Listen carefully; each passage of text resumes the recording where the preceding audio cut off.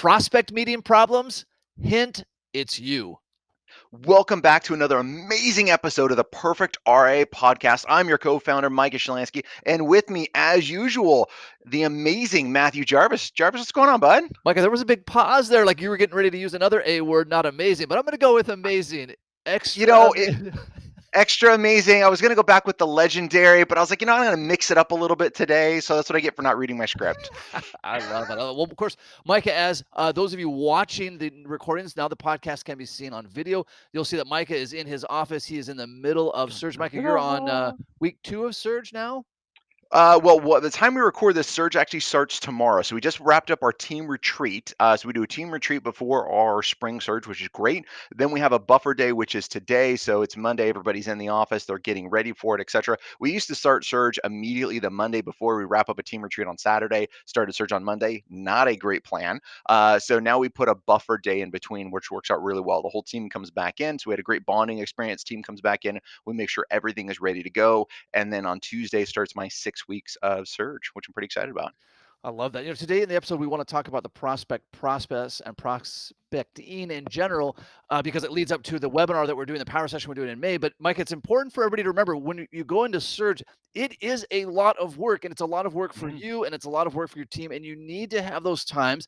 You guys just did a full retreat, but there needs to be at least some kind of how are we preparing for Surge, and then after Surge, how are we debriefing? How are we recording that starting Surge the day after our retreat isn't a good idea. One thing that we found, Mike, in my office, our Surge debrief meeting is best if it's done during the last week of Surge when the pain is still really present, not 3 weeks later when we say, no, let's do Surge on Saturdays and Sundays as well. No, I think that's such a great thing. So we normally do ours. We might mix it up a little bit based on your recommendation, but we normally do ours right when the advisor surge ends. Now, I say the advisor surge because one of the things my ops team was very quick to tell me is say, hey, just because your surge ends doesn't mean my surge has, right? Because we created a lot of work that for the next 10 days, 2 weeks, the ops team has a lot of stuff going on. Boy, this is especially true if you're doing a value add during the client meeting that leads to paperwork. For example, if you're doing the beneficiary review value add, that's going to Ooh, take a lot of paperwork. If you're yep. updating all of your 8821s to get tax transcripts from the IRS, that's going to take a lot of time. So yeah, you've got to be prepared for that. Yeah, absolutely. So many important things going into Surge. Now, Surge has been catching like wildfire. We keep saying this because we're so happy about that. But Jarvis, some other things that come up just besides Surge meetings. Several advisors are taking advantage of the opportunity to send us some of their recordings of them going through a client or a prospect meeting, and we're able to watch those and review those. Now it's super funny because when I'm watching these, and either it comes up a tips from the trench or we bring something up on the podcast, I'll get a text, I'll get a message from an advisor that says, "Hey, were you talking about me?" It's like, all right, well, two things. If you think I was talking about you, then it affects you, and probably yes. But the reality is no, because it was 100 other people that are doing the exact same thing. So if you think we're talking to you, then we are. And this is something that you need to fix and you need to work on. And the reason we know this is experience. We have been there and done this. In fact, I was watching one, Jarvis, I was sharing with you, as we were, pre-gaming this thing, is when I was looking at this other advisor's prospect process, I was like, oh my gosh, I had flashbacks to when I didn't know how to produce value in that initial meeting. And it was almost the same things that I was doing. I was relying on my good looks and my sense of charm. You can guess how that worked out for people to hire me, right? Because I didn't have a formula for success. Boy, that's so true, Micah. And so if you think we're talking to you, we for sure are. If you think we're talking about you, probably not. Mike, I was going through one advisor's meeting that he had recorded, and we'll talk about the importance of recording your prospect meetings in a minute. But again, I saw those same mistakes I had made. He was trying to use his computer in real time, and sure enough, the website wouldn't load. His password had to be reset. He needed a two-factor authentication. The client's name they had that little red squiggly spelled wrong under it. So there's all these mistakes Nice. that we make.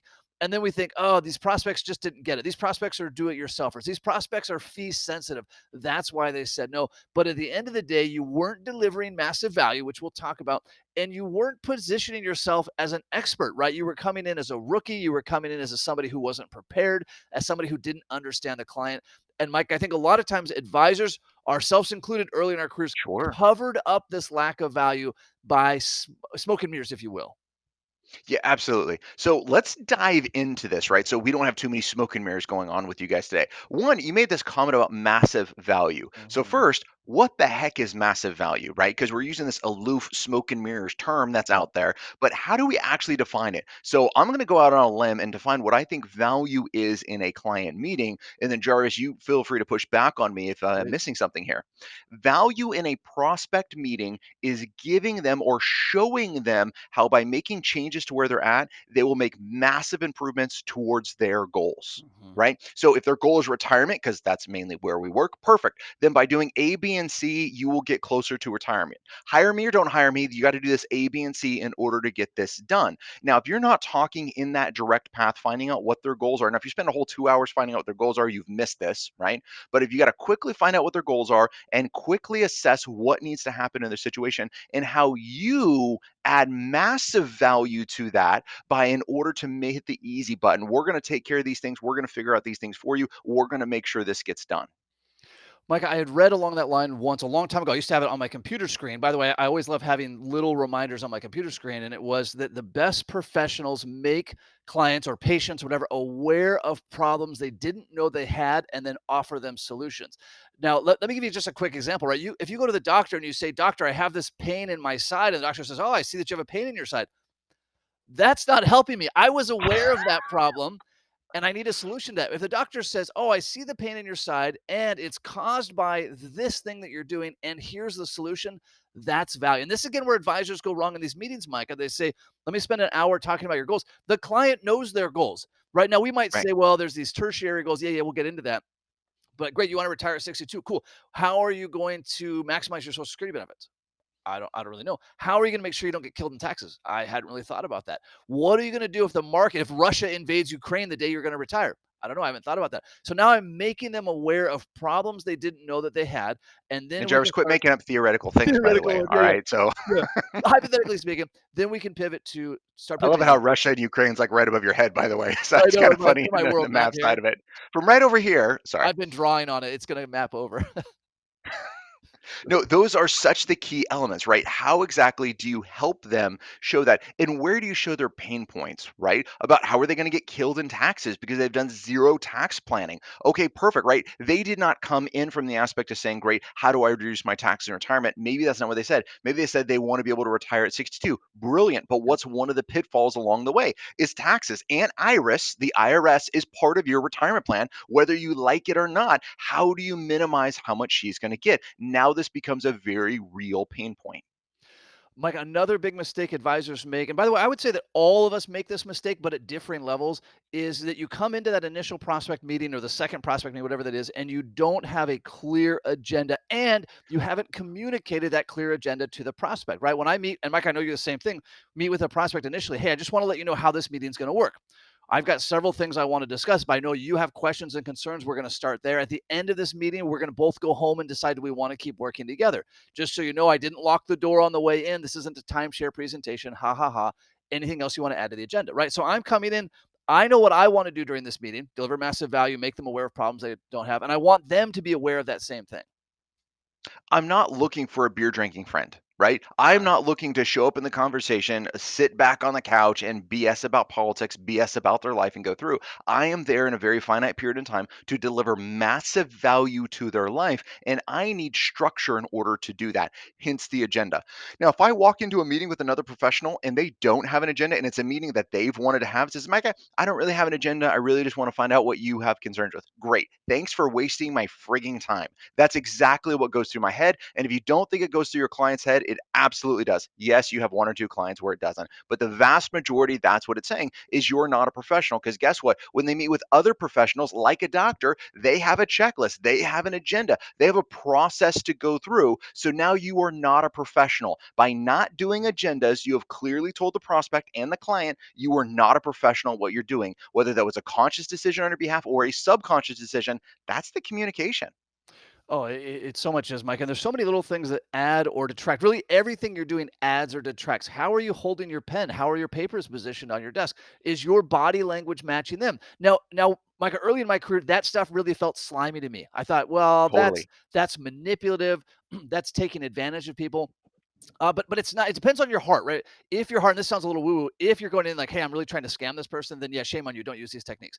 If you're saying, hey, I need to build rapport with this person so that when it comes to make following my advice, when it comes to staying in the market, whatever that is, we've got this relationship, then all of these things are on the table. And this is what separates great advisors from the one who blames fee compression or compliance department or anything else. They go in there and their tie's not tied straight, and they don't understand that one which client's engaged and which one's not. All of these things matter.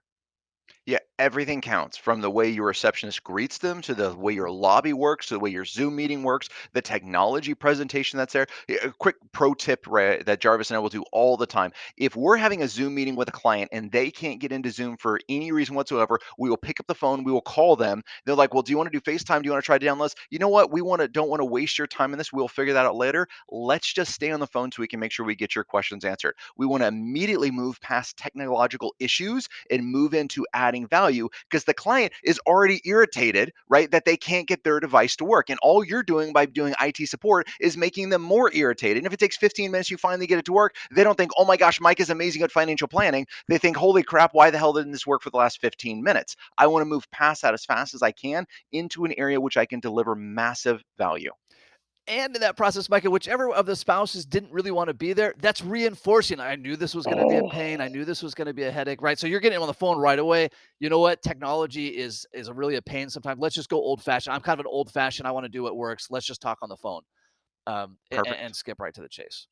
Oh, you just hit something that I love to say, right? So when I was meeting with Christian, when he was coming to our office, that's one of the tasks that I gave him to do right away was, hey, whenever we're meeting with a prospect, I want you to find the one that doesn't want to be there and who is in control of the financial decisions. All right, pro tip. It's the woman. She's in control of the financial decisions. And most of the time, she's not the one that spurred the meeting. Sometimes that's the case, right? But let's find that out because there's always one who's more excited than the other. Yes, sometimes you're going to have it where they're both super excited about it. Put those aside. You need to be, as the advisor, you need to understand what that power dynamic is in that relationship. Who's excited about the meeting and who's not, and why aren't they excited about it? Now, Jarvis, the way I'm using this is not to get them to go yes, but is to say, hey, are they productive?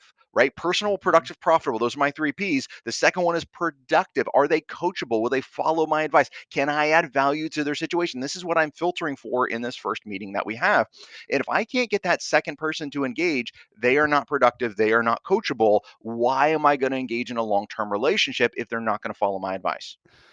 That's great, Mike. I want to take a step back here Yeah. and a little disclaimer. There is always this temptation when we're listening to successful people to say, I don't agree with that. And in this case, you could say, I don't Mm, agree with you, Mike. I don't agree that it's typically the woman who's not engaged and the man drugger, and I don't agree with that. You're wrong.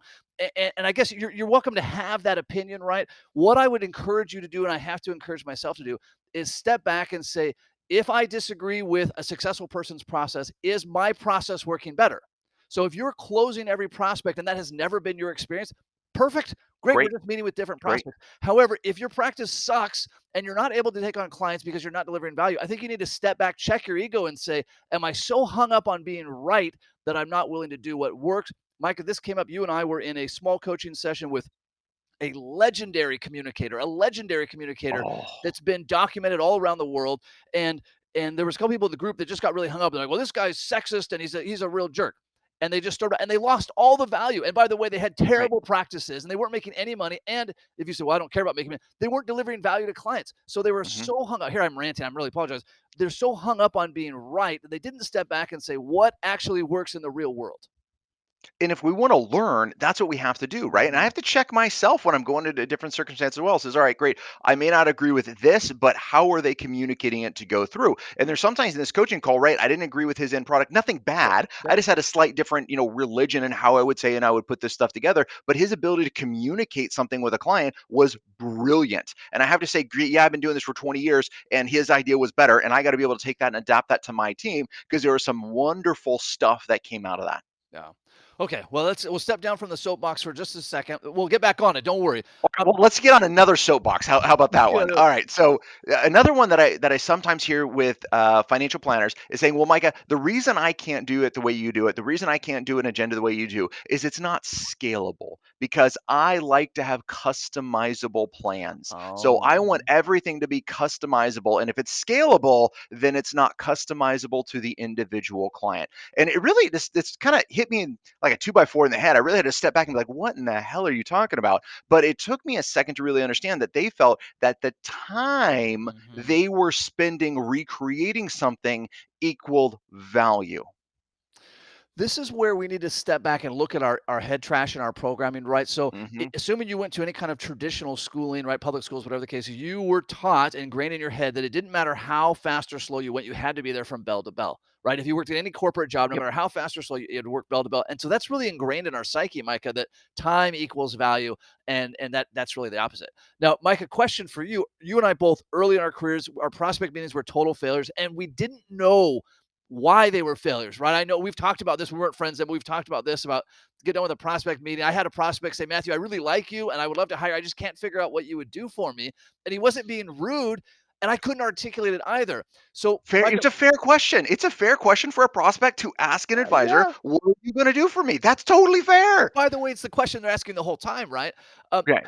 How do advisors that are struggling in their prospect process, that are listening to this and are saying, I would love to do surge meetings if I had that many clients, how do they find those mistakes that they're making, right? It's easy for us to say, deliver more value. It's easy to say, make them aware of problems. How do they go through a prospect meeting and say, that's where I slipped up?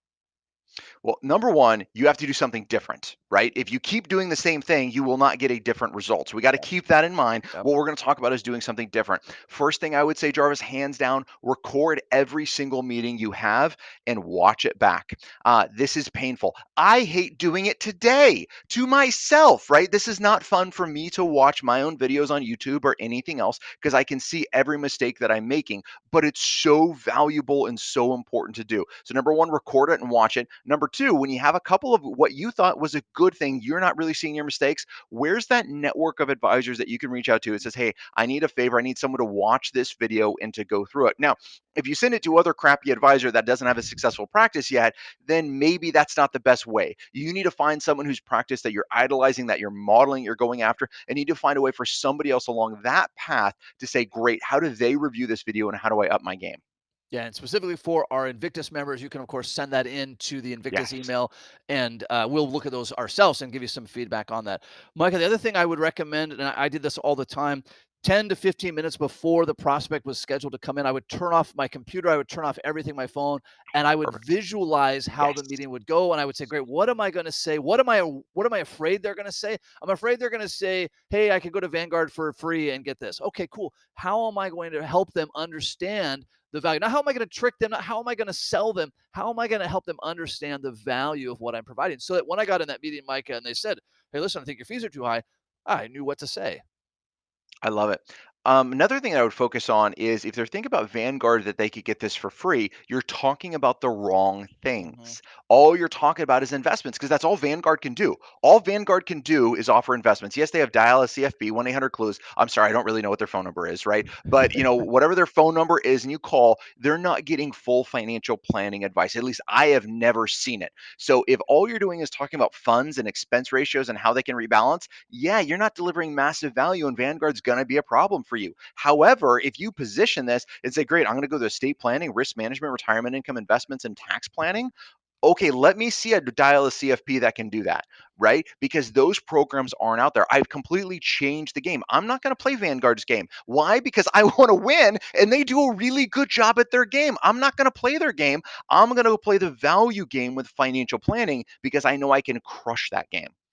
Boy, Mike, I want to go down a little bit deeper on that one. What you essentially got there is an ace up your sleeve. You're saying, Yeah, oh, or your yeah. plan is, if this issue comes up, or really when, right? A client would be foolish to not ask, hey, wait a second, how do these things compare? You have this ace up your sleeve, which is, hey, simply spoken, when you talk to Vanguard or whomever, by the way, what did they say when they reviewed your tax return?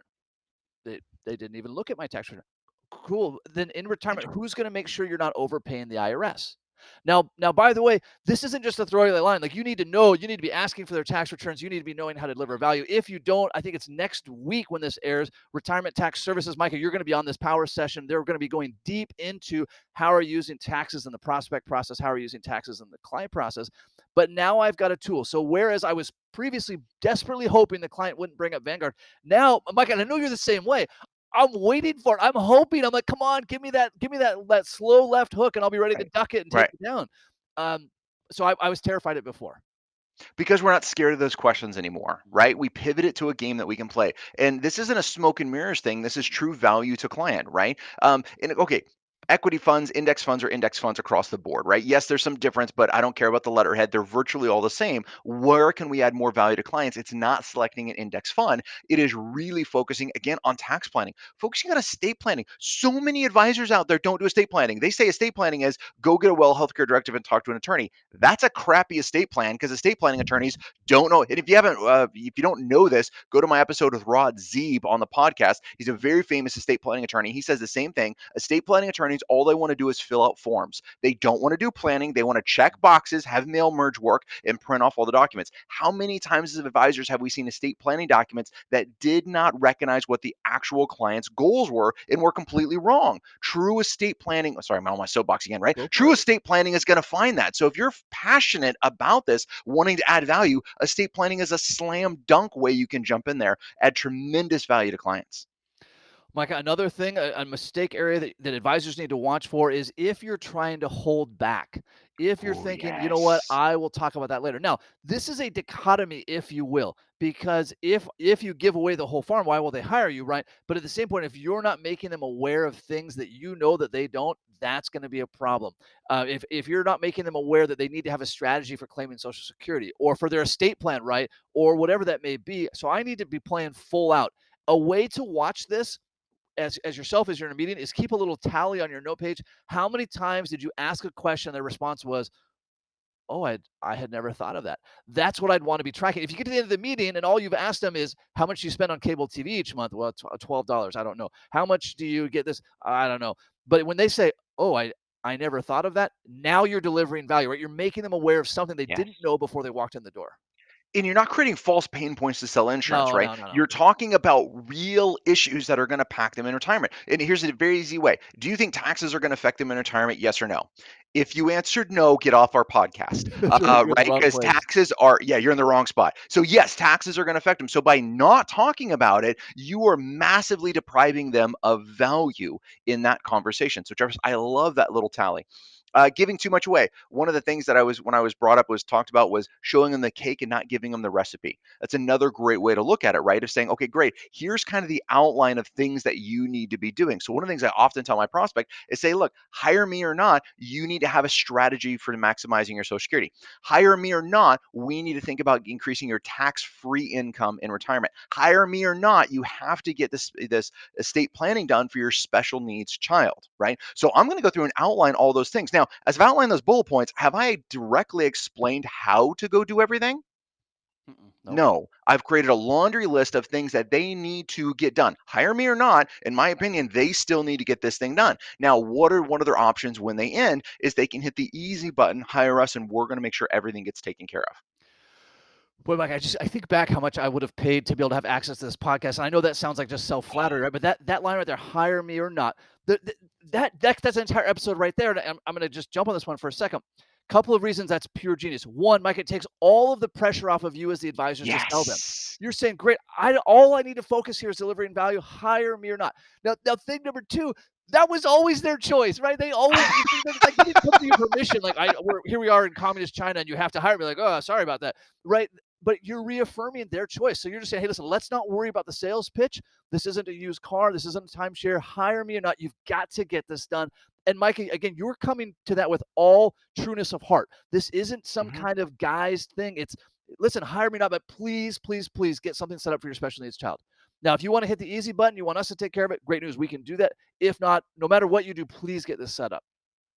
Absolutely, because that is true, and I mean, one of the reasons that I was meeting with an advisor recently, another high level advisor, which is great. One of the things that he said was that he thinks there is a cancer of finance in America, and he really sees it as his passion to go after this and say, you know what, we have to educate clients, we have to be persistent, we have to continue going after this cancer because it's eroding people's wealth, it's eroding their dreams, and eroding their hopes. And he's very passionate about this, and I kind of like that aspect of it because it's like, you know what, work with me or not, you have to fix this cancer issue, because that's just the way that this is. Now, one of the things, Jarvis, that sometimes comes up is people think about giving too much away, or maybe they'll go too far with it Mhm. and they'll do a money guide pro, they'll do a financial plan, they do all of this stuff for free. Then at the end, they hope the client's going to hire it. You've missed the boat. That's that Mhm. dichotomy, Jarvis, that you and I are talking about, is that if you're going to do a full financial plan for them for free, then hope they hire you. That's probably not a good option.